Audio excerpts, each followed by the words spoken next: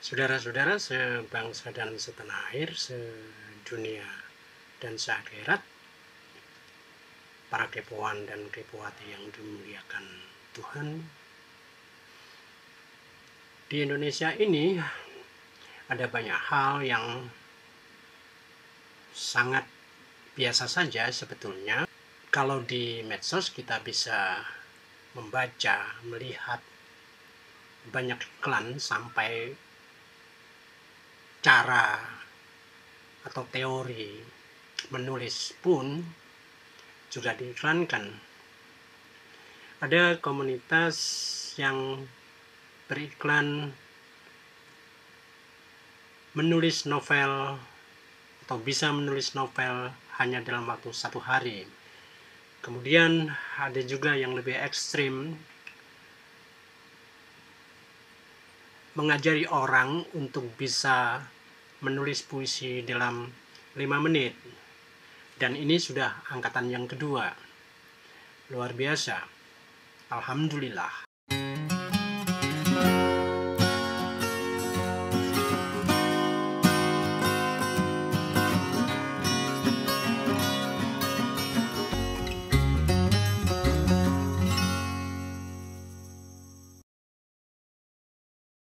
Ya,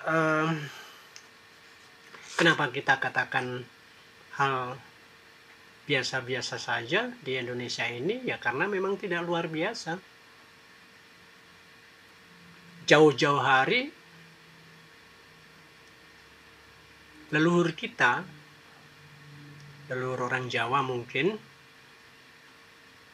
yang bernama Ki Ageng Selo bisa menangkap petir. Bahkan petir itu dikurungnya kayak mengurungi seekor ayam untuk besoknya kemudian dihadapkan kepada raja. Ki Ageng Selo ini orang sakti, gurunya Joko Widodo, Joko Tingkir maksud saya, yang kemudian menjadi raja di Pajang. Joko Tingkir itu dari rakyat jelantah yang kemudian menjadi raja. Yang kita tahu pasti Ki Ageng Selo ini adalah ayah dari Ki Ageng Nis. Ki Ageng Nis itu ayah dari Ki Ageng Pemanahan. Ki Ageng Pemanahan ini adalah leluhur para elit yang mendirikan dinasti Mataram dengan patronnya di Yogyakarta dan Surakarta. Untuk anak-anak sebelum generasi yang sekarang, cerita tentang Ki Ageng Selo itu sangat populer berkaitan dengan soal menangkap petir itu. Makanya ada idiom yang masih sangat diingat adalah tentang ucapan seperti orang kalau beristighfar, gandri, untuk menunjukkan kekagetan. Gandri putrane Ki Ageng Selo. Itu diucapkan ketika kita misalnya berjalan di tengah sawah dalam situasi hujan deras dengan petir menyambar-nyambar supaya kita selamat, ya kita harus mengatakan seperti itu. Gandri putrane Ki Ageng Selo, bahwa saya atau aku si pelaku itu mendaku sebagai anak dari Ki Ageng Selo supaya tidak disambar petir. Kita tahu Gandri adalah sebuah grup teater di Jogja yang selama pandemi, teater yang terkenal dengan komedinya itu lagi off dengan segala kelucuannya, apalagi Butet Kartarejasa sedang rehat untuk recovery bagi kesehatannya. Kita doakan beliau sembuh. Sehingga drama-drama komedi yang sangat lucu dimainkan oleh Gandri tidak ada. Meski Gandri tidak main, tetapi kelucuan-kelucuan di panggung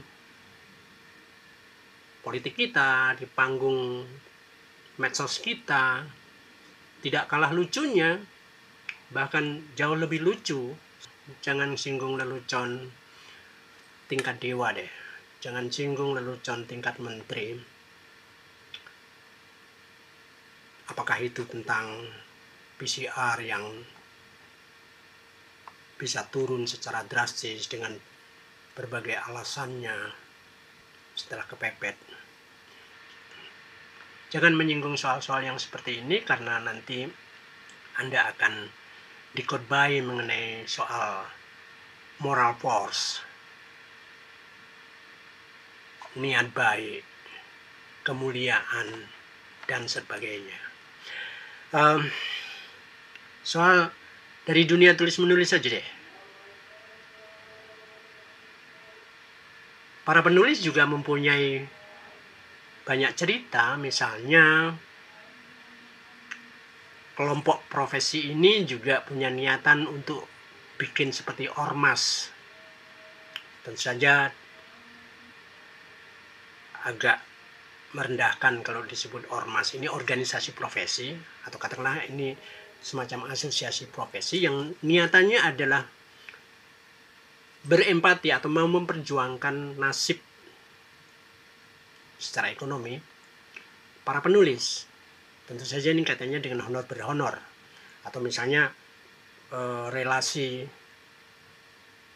penulis dengan penerbit dan seterusnya, atau penulis dengan pihak pemerintah yang mau mengajak pameran buku ke luar negeri misalnya. Sayangnya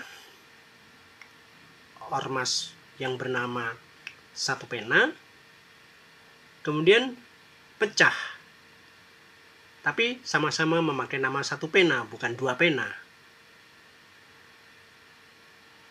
Yang satu mengaku mendapat rekomendasi dari pemerintah dan tercatat di Kemenkumham, maka tetap memakai nama Satu Pena.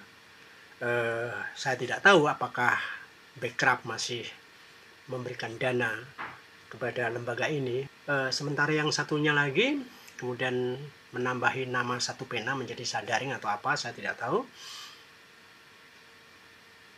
Untungnya namanya tetap sama-sama Satu Pena. Jadi ada Dua Satu Pena. Dua Satu Pena ini masih mending daripada 212. Karena Nasir Tamara, mantan ketua Satu Pena,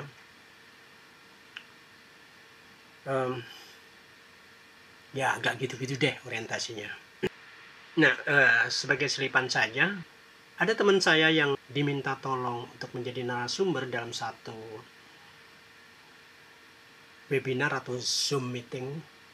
Teman saya ini dijanjikan honor 1 juta, ada orang yang mau membayar 1 juta. Tapi sebulan lebih sampai saat saya postingkan ini juga tidak ada kenyataannya. Ya mudah-mudahan saja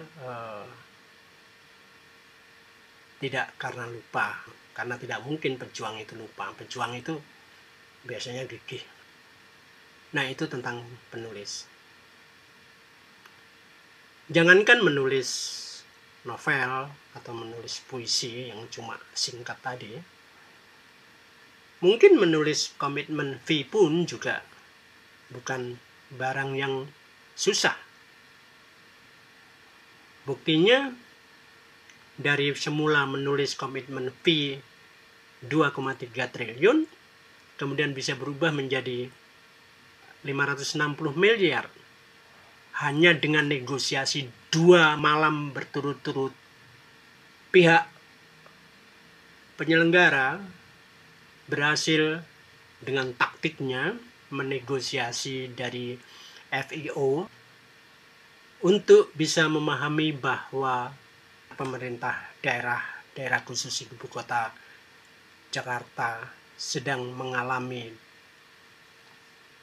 defisit secara finansial karena pandemi COVID-19, sehingga FIO dengan baik hati menghilangkan komitmen fee yang selisihnya hampir 1,5 triliun. Tapi mungkin memang sedang zamannya sekarang ini yang lagi ngetren apa yang disebut-sebut social entrepreneurship. Kita baru tahu bahwa di dunia ini ada social entrepreneurship.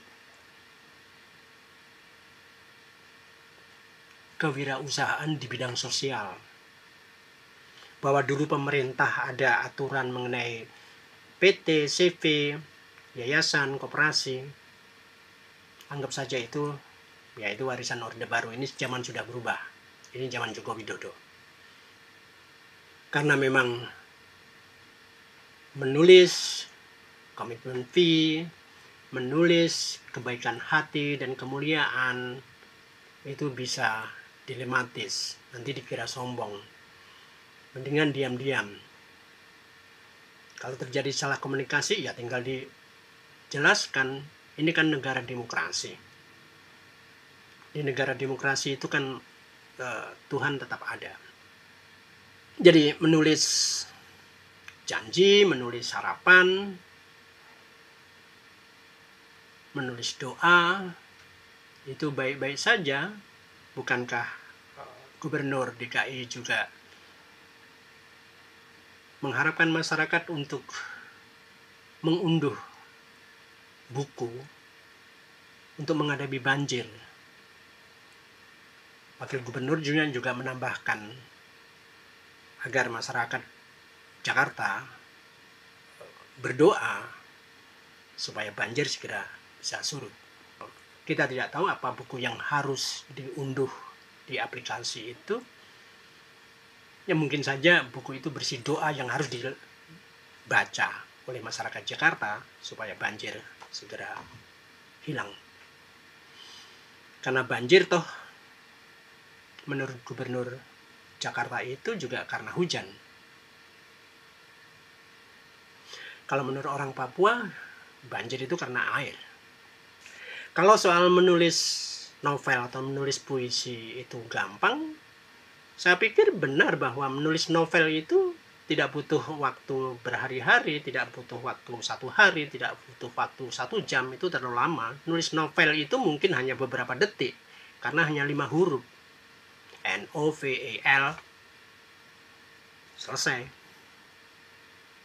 Tapi apakah Soetardji Khalsombachri, Presiden penyair Indonesia, ketika menulis puisi berjudul Kalian, yang isinya hanya 3 huruf, PUN, pun, jadi judulnya Kalian, isinya pun, mungkin juga kurang dari 5 menit.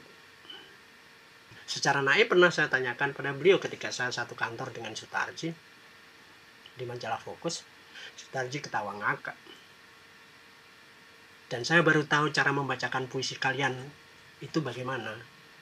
Dia mempraktekkan Kalian pun. Jadi kita semua gila. Atau puisinya Sitor Situmorang yang menulis Malam Lebaran. Judul puisinya Malam Lebaran. Isi puisinya hanya 1 baris saja, terdiri dari 4 kata. Malam Lebaran, bulan di atas kuburan. Gitu doang.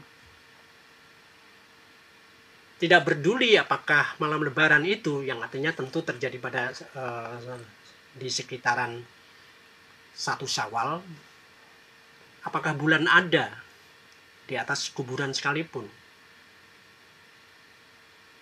Dalam kalender Syamsiah, tanggal 1 bulan itu belum kelihatan. Memang bukannya tidak ada, tapi tidak kelihatan. Kalau Sitor Situmorang bisa melihatnya, nah itu berarti sudah metafisika.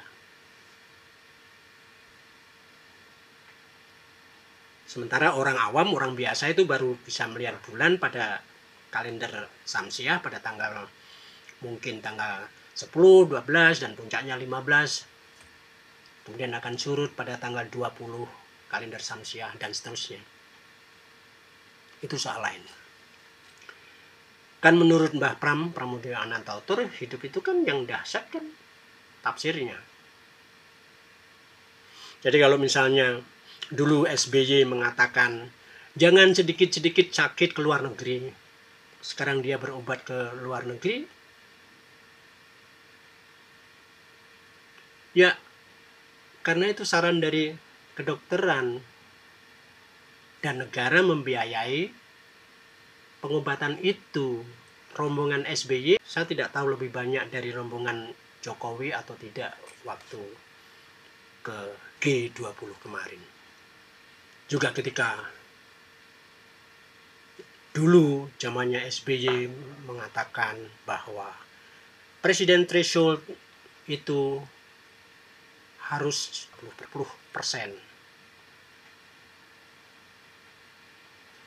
Demokrat waktu itu memaksakan angka itu. Yang terjadi kemudian kesepakatan 20%. Tapi Demokrat sekarang meminta supaya presiden threshold itu diturunkan menjadi 4% saja. Ini soal apa? Ini soal posisi. Ini bukan soal persepsi, tapi soal posisi. Nah, terakhir yang paling lucu adalah bagaimana Ruhut Sitompul menulis di Twitter dengan mengambil bukti apa yang dia komentari. Dia marah-marah pada yang namanya Saud Situmorang. Dulu waktu mau menjadi komisioner KPK, Saud Situmorang ini mendekati LBP, Luhut Binsar Panjaitan.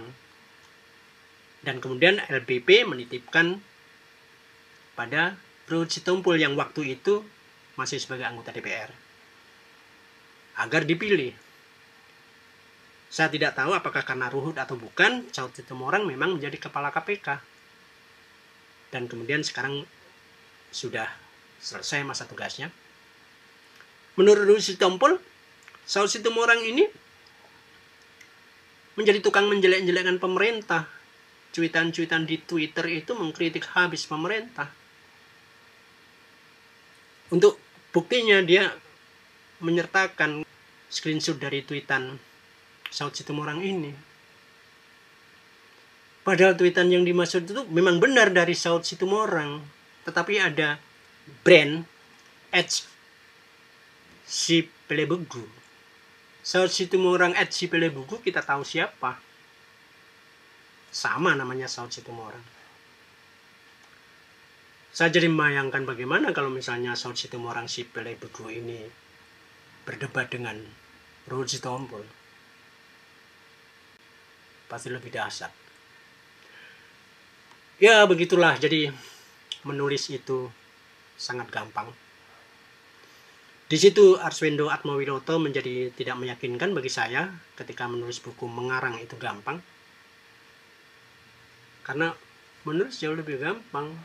Dan sebagai salah satu keturunan dari Ki Ageng Selo, ya saya cuma bilang bahwa Gandri putrane Ki Ageng Selo.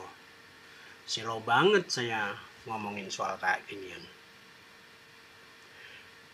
Tetap semangat untuk Indonesia.